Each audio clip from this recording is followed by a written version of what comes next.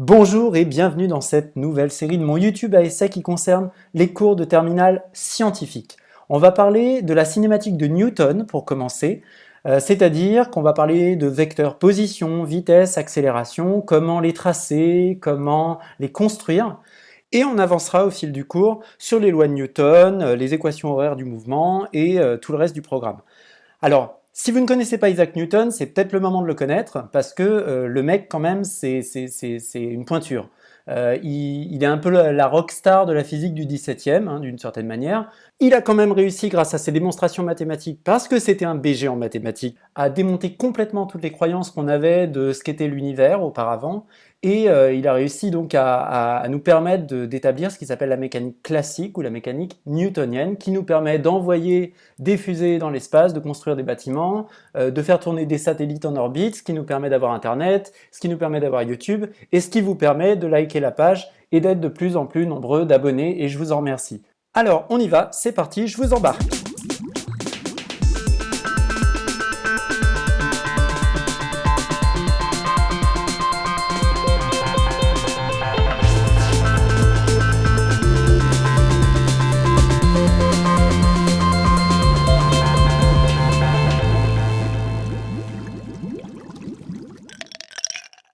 Déjà, on va commencer par parler d'un système. Un système ponctuel, puisque au lycée, on s'arrête au système ponctuel, c'est-à-dire qu'on résume un objet à un point.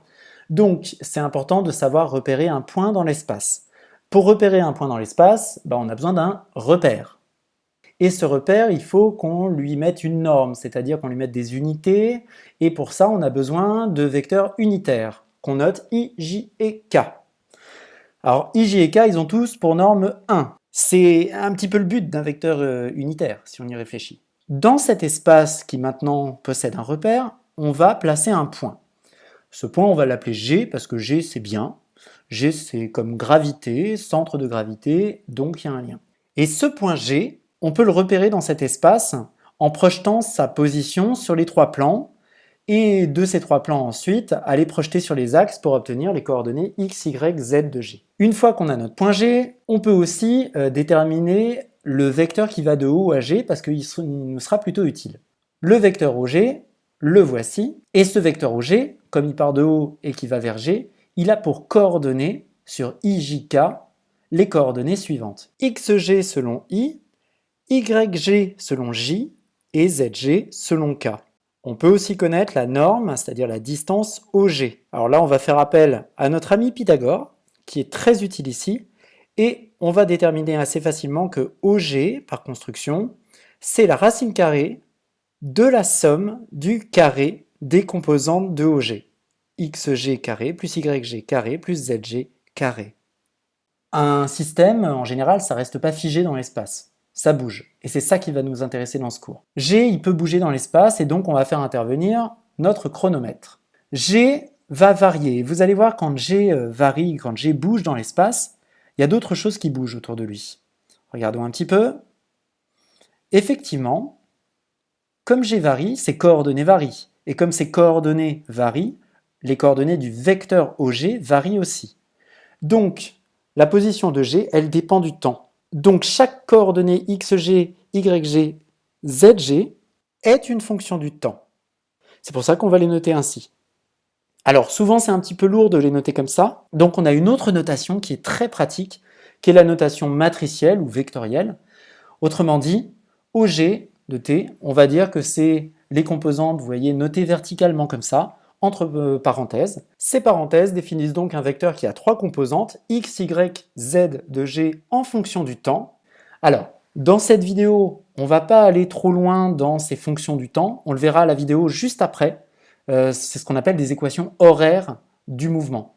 Nous, on va s'intéresser plutôt à la forme vectorielle des choses, puisque grâce déjà à ce vecteur OG, on peut réussir à déterminer un certain nombre de choses. On va s'intéresser justement à l'évolution de ce système dans le temps. On va placer une origine, on reste sur un plan, par simplification, on va rester en deux dimensions, et on va donc placer notre point G quelque part pour l'étudier. Et on va utiliser un système de mesure qui s'appelle la chronophotographie, qui va nous permettre de connaître les positions de G à intervalles de temps réguliers sur la trajectoire. On marque G à différents instants, Ces instants étant tous séparés par une durée qu'on va noter tau, parce que tau, c'est bien.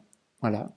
Donc tau va séparer chaque point que l'on va marquer. C'est parti, on fait bouger G, et regardez, G1, G2, G3 apparaissent. Donc maintenant, on va s'intéresser à justement retracer encore des vecteurs, au G1 et au G3 par exemple, parce qu'ils nous seront utiles. Alors, on va s'intéresser à la vitesse de ce point G à un instant donné. Déjà, la vitesse, on se rappelle un petit peu, on avait appris ce qu'était la vitesse moyenne. La vitesse moyenne, c'est défini par la distance parcourue sur la durée d'un parcours. Là, on va s'intéresser non pas à la vitesse moyenne, mais à la vitesse instantanée, c'est-à-dire la vitesse en un point donné. Cette vitesse instantanée, on va la déterminer au point G2. Pour connaître justement cette vitesse V2, d'après la définition de ce qu'est la vitesse moyenne, on peut se dire que la vitesse au point G2, c'est comme une mini-vitesse moyenne entre, justement, autour, on va dire, plutôt du point G2. Autrement dit ici, la définition de la vitesse instantanée au point 2, eh bien c'est OG3 moins OG1 sur 2 taux. Alors pourquoi OG3 moins OG1 sur 2 taux? OG3, c'est la position de G lorsqu'on est à l'instant 3, moins la position de G lorsqu'on est à l'instant 1. Donc la différence des deux devrait nous donner le parcours. Le 2 taux, il vient du fait que, regardez la durée qui sépare ce parcours, c'est bien 2 fois taux. Donc il ne faut pas l'oublier, ce 2 taux, il est hyper important. Alors comment est-ce qu'on va construire ça vectoriellement? On va tracer vectoriellement notre OG3 moins OG1. On va prendre le vecteur OG3 et on va le transposer pour que son point d'origine soit maintenant G2. De la même manière, on va prendre OG1, on va le pivoter pour en faire moins OG1 et on va faire une simple somme, on va l'ajouter à notre vecteur OG3 déjà tracé précédemment. En faisant ça, on a bien une somme vectorielle qui nous donne un vecteur qui est OG3 moins OG1. Mais regardez, c'est pas un petit peu curieux tout ça? OG3 moins OG1, on remarque que c'est en fait le vecteur G1, G3. Alors ça, on aurait pu le trouver aussi mathématiquement. On l'a fait vectoriellement par construction, on aurait pu le trouver mathématiquement. Réfléchissons un peu. OG3 moins OG1. Si je fais l'opposé de OG1, c'est comme si j'ajoutais G1O. Et donc, je pourrais très bien écrire que c'est G1O plus OG3, le tout sur 2 taux. Et bien regardez, relation de Chasles. G1O plus OG3. O, c'est bien le point qui est commun à G1O et OG3. Somme des vecteurs, le O, il dégage, il ne reste plus que G1, G3.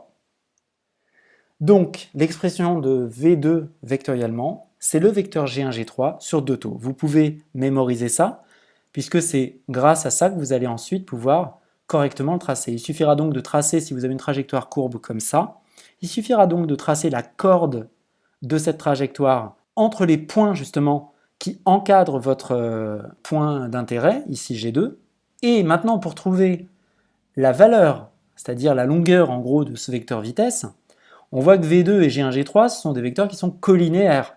S'ils sont collinéaires, ça veut dire qu'ils sont sur la même direction, qu'ils ont le même sens parce que 2 taux est positif, donc ça signifie simplement que la norme de V2, c'est G1, G3 sur 2 taux.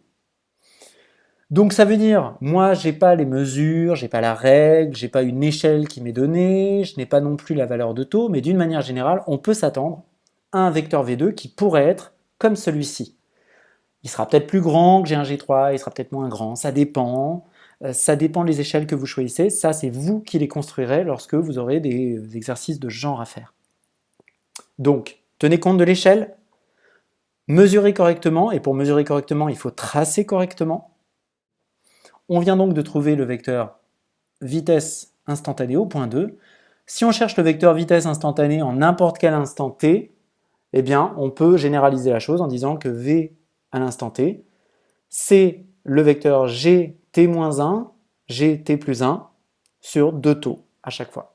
Très bien. La vitesse, ok, c'est une évolution de la position en fonction du temps. Maintenant, on va voir ce qui se passe lorsque la vitesse aussi évolue en fonction du temps. Dans ce cas-là, on va parler de l'accélération. On va donc maintenant chercher l'accélération au point G2.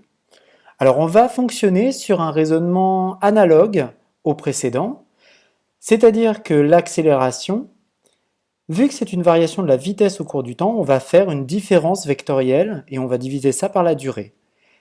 L'accélération aura donc cette expression. Le vecteur A2, ça va être le vecteur V3 moins le vecteur V1 sur 2 taux. Donc ça sous-entend, si vous souhaitez connaître l'accélération au point G2, d'avoir déjà dans vos données ou dans vos tracés fait les vecteurs V1 et V3. Donc, supposons que vous l'ayez fait, que vous ayez réussi à tracer les vecteurs vitesse. Petite remarque par rapport aux vecteurs vitesse tant que j'y suis. Ici, on voit clairement apparaître le fait que les vecteurs vitesse sont toujours tangents à la trajectoire. Si vous avez une trajectoire courbe, ce sera toujours tangent. Si c'est rectiligne, ce sera sur la trajectoire, évidemment. Mais ça, c'est très important. Le vecteur vitesse est toujours tangent à la trajectoire et en plus dirigé dans le sens du mouvement. Alors, on va masquer un peu le vecteur V2 puisque il ne nous intéresse pas en fait. Si on cherche l'accélération au point 2, on a besoin des vecteurs vitesse au point 1 et au point 3, mais pas au point 2. Donc je l'ai masqué. Et bien là, on va faire le même type de construction vectorielle que ce qu'on a fait juste précédemment avec les vecteurs position.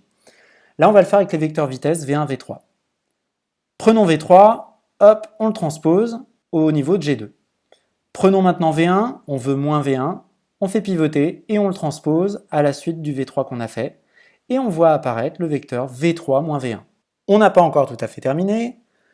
On a le V3 moins V1, mais on n'a pas encore tout à fait le vecteur A2. Puisque maintenant, si on applique la norme de A2, on va voir que ça va être la norme de la différence V3 moins V1 sur 2 taux.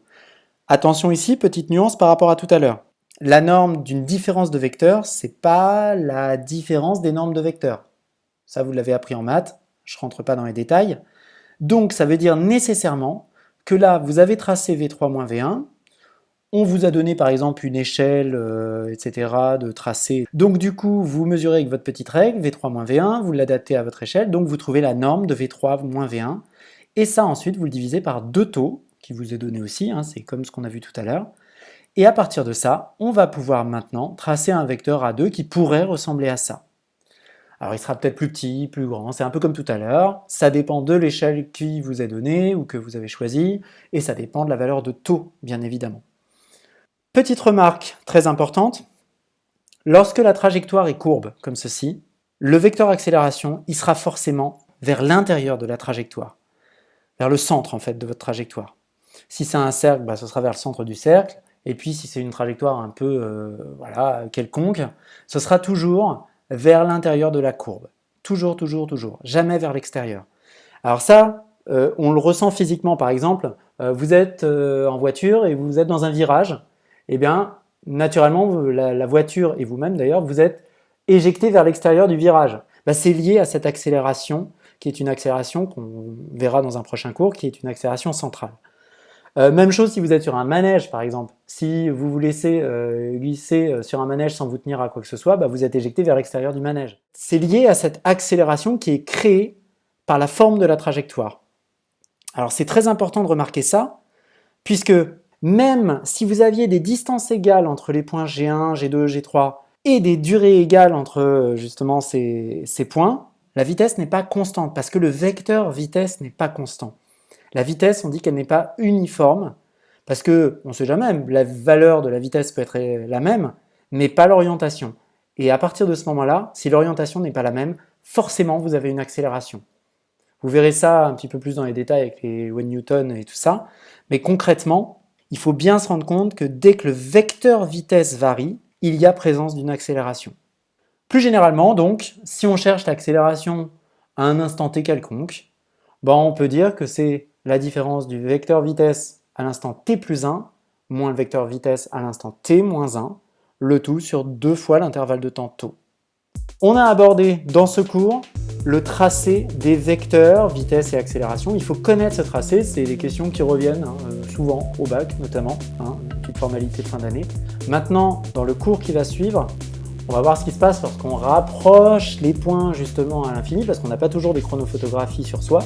On va pouvoir généraliser cette notion de tracé, de vecteur vitesse ou accélération, on va le généraliser et l'étudier de manière un petit peu plus analytique avec les équations horaires du mouvement.